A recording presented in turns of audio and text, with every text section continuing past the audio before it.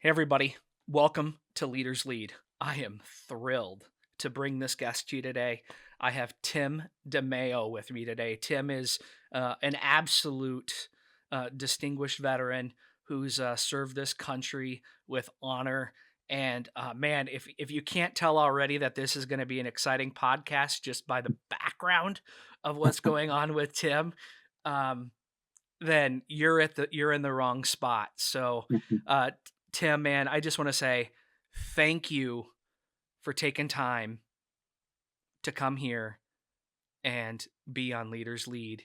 And it's my honor and privilege to introduce you to the broader audience of the Leaders Lead family that we're building. Like, dude, we're building a family of Leaders Lead, and you're Awesome, part of man. it. I love it. No, the Hey, pleasure's mine, Zach. yeah, oh, thanks, man.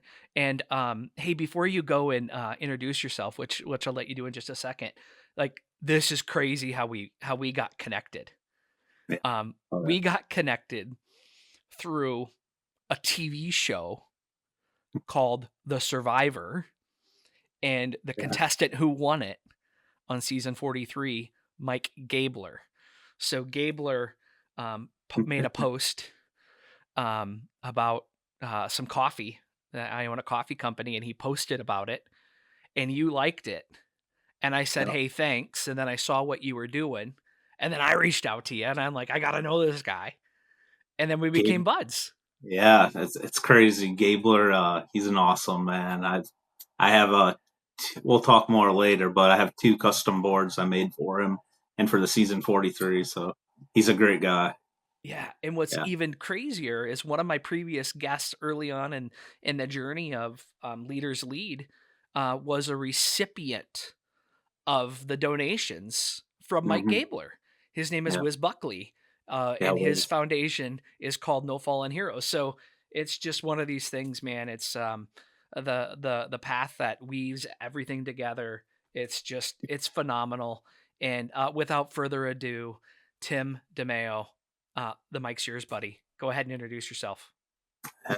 Thank you, Zach. That's really kind of you. And side note about Gabler, the shirt I'm wearing right now, it's Mental Joe apparel. He was one of the recipients from Mike Gabler's donations. He's a veteran and he has a shirt company and it's about psychedelics and healing veterans and it's just a conversation piece. So these are paratroopers with mushrooms as the shoots. So Yeah, Gabler gets he's getting a lot of credit on this already. yeah. We Um, might have to call this the Gabler episode because yeah, I have a Mental Joe, um, I have a Mental Joe shirt, and I also have the there you go. Wiz The Wiz. Buckley Yeah. um, sticker from Mental Joe from the No Fallen Heroes on my cell phone case. So there you go. This was Um, not planned, by the way, everyone. no, this is all No. like just spur of the moment. So I Yeah. love it. Wow. That's Maybe we'll cool. have to have him on as a guest, Mental Joe. Oh, definitely. Chad McClain. Awesome dude. Yeah, Definitely. I'll hook you guys up after this. that's rad. So Yeah, Tim, absolutely. tell us about you. Okay. My name is Tim DeMaio. I come from a really small town in Connecticut called Portland. Yes, Connecticut has small farm, rural towns. A lot of people don't know that. Um, I was the youngest of four kids, great family. From the ages of 5 to 23, all I did was play ice hockey competitively. That's all I did. So being a hockey player was my identity for my entire life till I was 23 and ended up joining the military, uh, which was pretty big for me because I was planning on making hockey as a career. But I had that burning passion to serve. I joined the Navy. 4th of July, I left to go to boot camp. None of my family believed me. We were at a picnic. I'm like, I really need a ride to the recruiting station. I got to go to MEPS in Springfield and go to boot camp. Nobody believed me that because of I was doing well in my career and just nobody understood. But yeah, so I spent my childhood skiing and playing hockey, staying cold.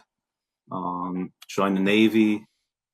Never been on a ship. Never been on a sub. Did much more fun stuff than that. And yeah, and now 10 years after, I did some overseas contracting.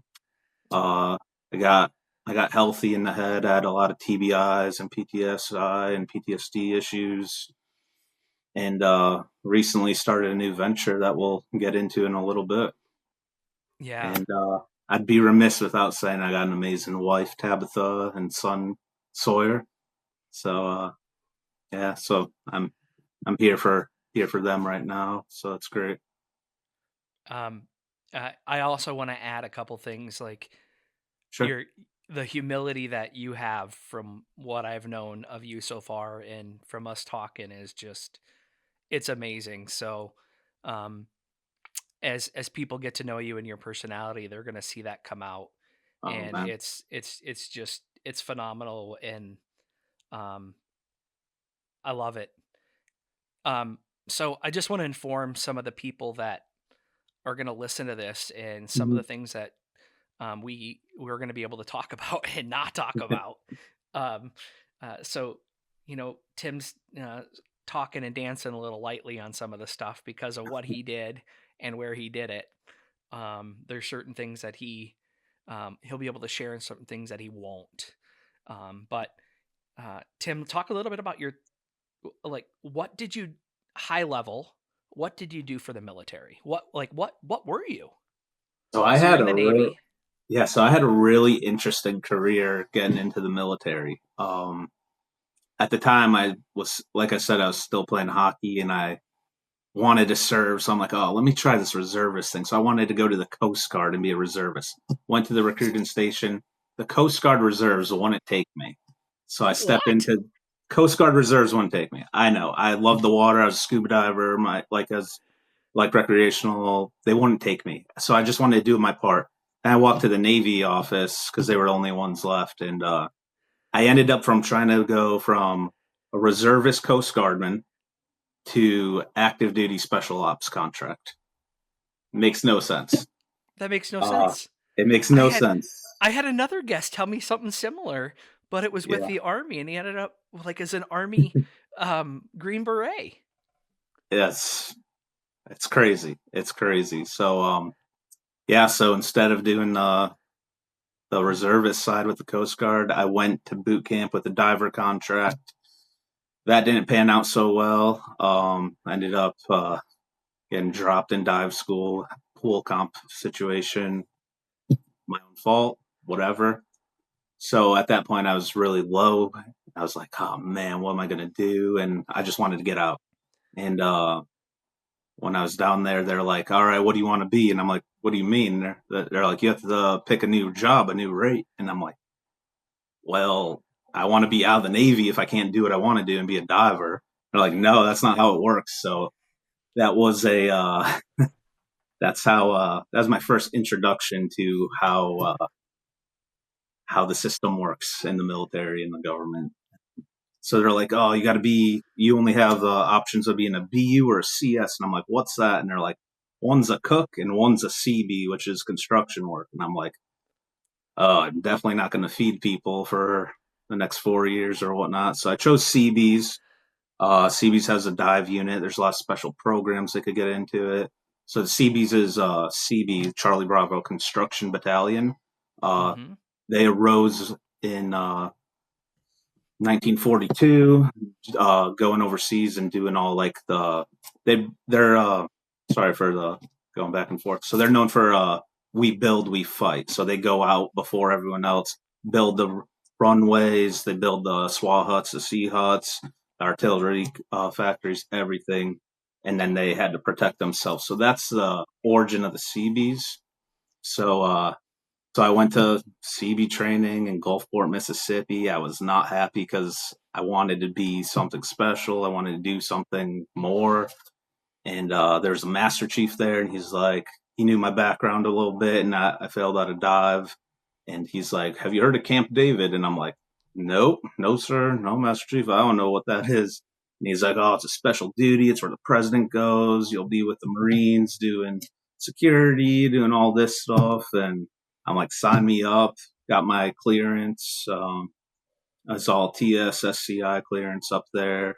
So I went to Camp David as an E2, and I was sorely mistaken. I was lied to by that Master Chief. I got there and I got picked up by an old Kubota UTV, like recreational vehicle. And there's a guy that popped out and he had like weed whackers and stuff. I'm like, what is going on here? And they're like, oh, I'm here to take you to the shop. And I'm like, what? And it was just weird. And I'm like, so what am I gonna do here? And they're like, oh, you're doing landscape and you got to take care of the president's golf course. And I'm like, do what? I was like, This is where? not how I expected this to go. No, no, neither did I. And I'm like, I was told I was gonna be like flying on helicopters and doing like cool stuff with security forces. That did come down the line eventually, but Time out. So you take yeah, this duty at Camp and you like everything that I would ever imagine that would yeah, be, and you're doing golf course maintenance. dude, spraying grass greener. Like we had like water I'm not soluble laughing at you paint. for what you did. I'm Oh, just laughing at like the mental picture dude, this because is. you can't make that up. Oh, I can't make this up. This was I went from disappointment to disappointment to disappointment until I carved a path that not many people can do and got to where I wanted to be. So this is the build up story. Okay. Oh my um gosh. yeah, it was Tim, you interesting. didn't tell me I was going to laugh at this. Hey, laughter's good, right? Oh my goodness. Yeah. So then I ended up after doing that, I'm like, I can't do this anymore. So there was another unit up there, worked with CBR team with the Secret Service. I was able to get on that, which was really Awesome. cool. Yeah, so that was really cool. We did a lot of testing with the Osprey helicopters up there. Yeah. 'Cause, Those things are rad. yeah, because HMX1, it's really close to the White House and whatnot, and they were testing them out because they put so much downward pressure and heat on when they land that they light fields on fire and LZs and stuff. So they're testing a bunch of gelatin to spray in the ground before, so they won't light the White House lawn on fire and stuff. So I was able to fly with them for a good year or so and just do a lot of cool test flights. So it was really cool. Um, then I was like, yeah, I got to do something else. I got introduced to a gentleman in the Navy, and he was on the Navy marksmanship team. And I'm like, I love to shoot. I went on my own time, and I took leave, and I tried out for the team because the Navy is the at the time they were the only branch in the service that didn't have a full time MOS as a rifle team. Like the Yeah. Marine, that's their whole job for the time that they're in service. Coast Guard, Air Force, Army, they have a team. But the Navy, you have to try out. So I tried out, and I did really well, and I got a letter from commander down in Millington, and they sent it to my command and said, "Hey, we want this guy TAD. We want him on the team." So it was me as an E3 at the time, and a bunch of commanders, captains, high rank guys. I was like, "What the heck?" So it was cool. It was a really good introduction, really good for networking.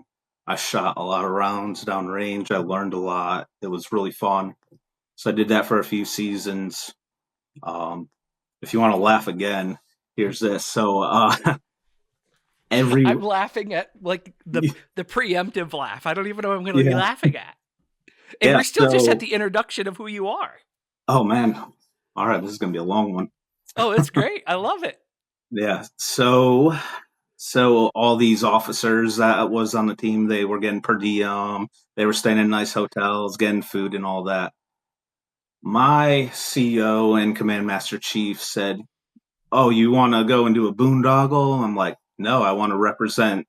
I want to represent Camp David and the Navy and show off my skills. Marksmanship is the fundamentals of the military, is it not?" They said, "Okay, okay, we'll send you. No per diem. No." They sent me with boxes of MREs, Freeze. and I stayed in a condemned Quonset hut in Quantico. Like, I'm not making this up. It was terrible. Like there was a rack in this Quonset hut, and then all the Marines that were posted on the base, they would be like, "What are you doing here?" And I'm like, "This is where I was told to rack up." So that's another fun little story there. Unbelievable. unbelievable. Yep. Yeah. So, but I had a really good time there. Met a lot of people and just really honed in on my shooting skills, which was great. I got away from the bigger part of the Navy and all the nonsense, even though they tried pushing it on me with throwing MREs down my throat for more months than I needed. But then from there, I went to Gulfport, Mississippi for expeditionary combat school. I got sent to a construction battalion in Hueneme, deployed immediately after a week being on the ground. Uh, I was doing nonsense construction work, which I'm not a fan of. Good at it, but I don't like it. I was in the galley. I saw some guys and they seemed pretty cool, so I started hanging out with them. And they were part of SEAL Team 17 and got close with their CEO. And their CEO went to my chief, who was in charge of the debt I was on, and said, "He's with us for the next 8 months." And I was like, "Oh, thank God." There's a lot of strings that were pulled and a lot of craziness, but I got attached with them, traveling all over the Pacific with them, teaching the UDT Korean SEALs how to do breaching and all tactics and whatnot. So I got trained up by them. It was awesome.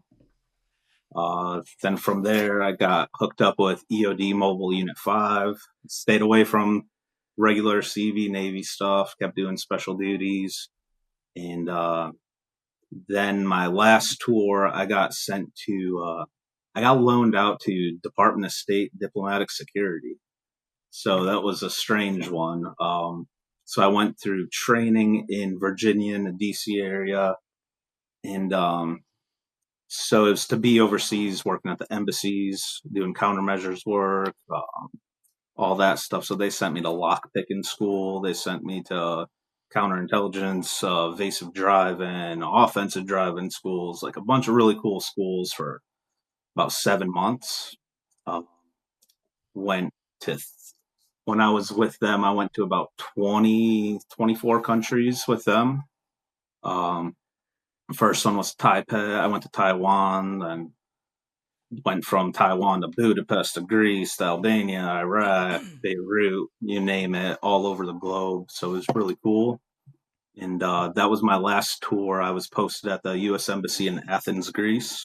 And I was in charge. I was responsible for all Southeast Europe and part of the Middle East, being Lebanon. So that was pretty cool. So that was my military career in a really short recap. Yeah, for duty stations. um, I lost count of how many countries you said. So to this day, I've deployed or TDY'd to 38 countries. Yeah, I'm sorry, I thought you said 38. 38, yes sir. Yeah, yeah. From a small town in Portland to being in countries I never heard of as a kid, Turkmenistan, Azerbaijan, been all over. I've been blessed. Yeah, Unbelievable. yeah. Ladies and gentlemen, that's Tim DeMaio. And for a very simple, uncomplicated introduction. So, Tim, what do you like to do for fun? Yeah. What do I do for fun? Um, I think you said you so got a couple dogs, right? Yeah, I have two dogs. I rescued my wife and I. We were dating when I was in Greece. My wife is a international teacher, so she was teaching in Greece, and that's where I met her at a train station out there. And Awesome.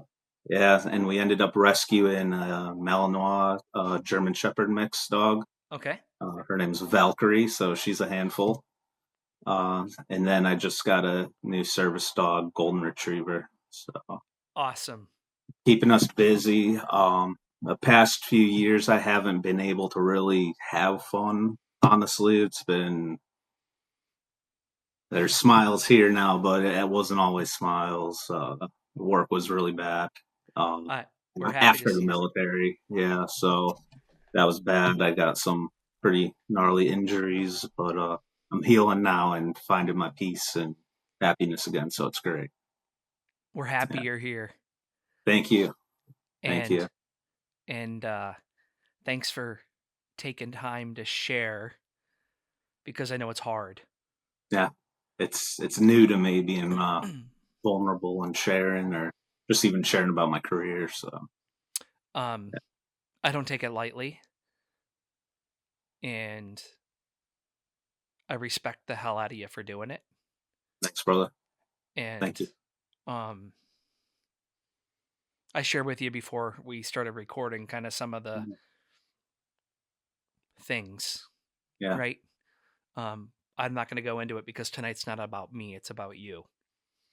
Um, you know, I I want to let people know that I reached out to Tim, and the reason for me reaching out to him was I saw this amazing artist doing amazing things, and I'd never seen anything quite like what he's doing, Hmm. and it really moved me to say, how can I, this platform, do exactly what its mission is take guys like Tim Yeah, and lift him up and give him a bigger voice. And that's exactly what this is about, is to help his organization have a bigger voice. So talk to us about what your organization is before we get into any of the formal questions, because um it definitely. is so cool of what you're doing. And so, like, it's not just what you see behind you. Mm. There's so much more to it. Yeah, no, thank you for that, Zach. So after getting out of the military, I went and did overseas contracting, did a bunch of stuff, traveled more, got hurt a lot more. It ended up, I was in and out of TBI clinics for traumatic brain injuries all around the country, and nothing was working. Pharmaceuticals were getting shoved down my throat, altering me, just terrible stuff. Ended up going to Mexico for a psychedelic retreat, geared towards veterans and first responders. It healed me leaps and bounds. I'm a whole new person. And when I was at the retreat after I was getting the medicine, I was like, I can't keep doing the work I'm doing. It's so negative. There's so much hurt, so much hate, death, the worst stuff you see in government and politics. Just terrible stuff. I would not be able to sleep again after. It's just bad. So quickly after that retreat in Mexico, not even a week and a half later, me and my wife were talking and we're like, I need out. And she's like, 100%, you need to get out of that. We'll figure it out. And I was doing a meditation for the first time in my life at my house. And I'm like, I was thinking, I'm like, how can I give back to the organization that just healed me, like healed wounds that were there, like, you know, brain scans, like you could see the hurt and the pain that I had in my head. Can't see it in here. I masked it so well. So I'm like, how can I give back to that organization?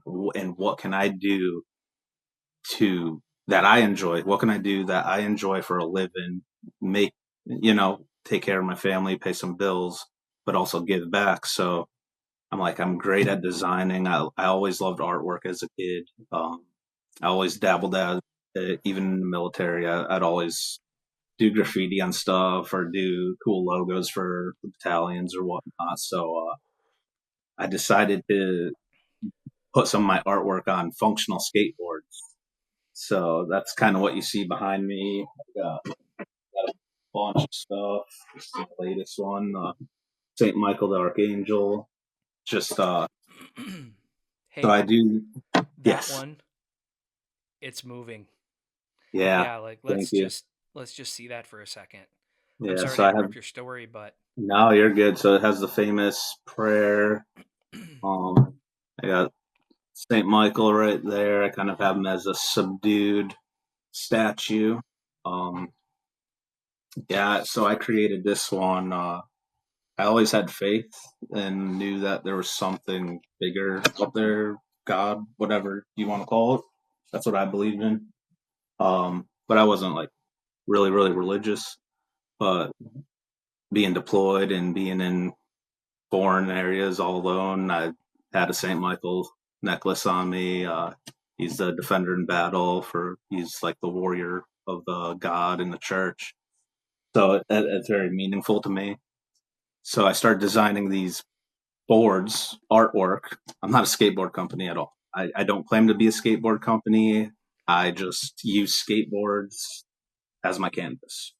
Mm-hmm. And they are functional skateboards, so they're the best quality you can get. And some people do put trucks and wheels on and they ride and whatever. That's awesome. But I create my artwork, put them on the boards, and percentage of the proceeds goes to help and fund other veterans and first responders to go through this treatment that healed me. Because there's a lot of people much worse off than I was, and they really need it. And it's expensive. It's very expensive. So I'm trying to lighten the financial burden for others to get healed like I was healed. So that's what I'm doing right now, full time. I'm not even 3 months old. My business. I went through the treatment November 3rd, 2023. Put my 2 weeks notice in right before Christmas. Put my house on the market in DC and Maryland, the DC Maryland line. My beautiful 4,000 square foot house. I had acres. It was perfect. I gave it all up to heal, and I moved home with my parents. At my parents' home with my wife, my new son, and my wife's pregnant. So, and my 2 dogs. So, I lost all that comfort uh, to move forward, and I could honestly see what really matters in life. It's not the big fancy house or the really nice car. It's being able to breathe and sleep at night without having terrors and scaring your wife and having all that pain. So, and being able to breathe, it's worth every penny. So that's what I'm doing now. My company, it's called Berserker Built. Berserker, like the Viking, old Norseology. I'm really into Viking stuff. As my dog's name is Valkyrie and whatnot. So yeah, that's what I'm doing full time. Building these skateboards with my art and selling them online. Going to pop ups, going to board shops, going to psychedelic conventions when I can. I'm brand new, but I'm trying to get out there, and I'm thankful you gave me the opportunity to be on this platform to share my stuff and share my mission, because it's really important to me. Yeah. So thank you.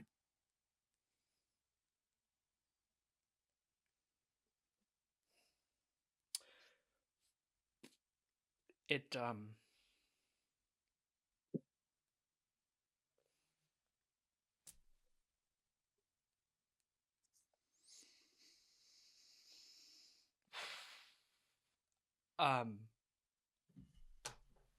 I believe in you. I don't know what Um, it is, but I believe in you. And I know that you can do this. And it what you feel you're doing, what you're doing, why you're doing it, yeah, it's all for the right reasons. I appreciate that. I And really, truthfully do. you know, I had somebody once tell me, I had a lot of people tell me, I don't know why you're doing this. I don't know why you're doing that. Oh yeah. Oh yeah. It's you don't have time for it. You can't block it out. Yeah. Push forward. I think it's amazing. You got this. And I actually had one of my mentors tell me, you got this. And I'm proud to be able to pass those words on to you, because that's what this is about. That's what Leaders Lead's about. That's what this community is about. It's about lifting each other up and saying, you got this.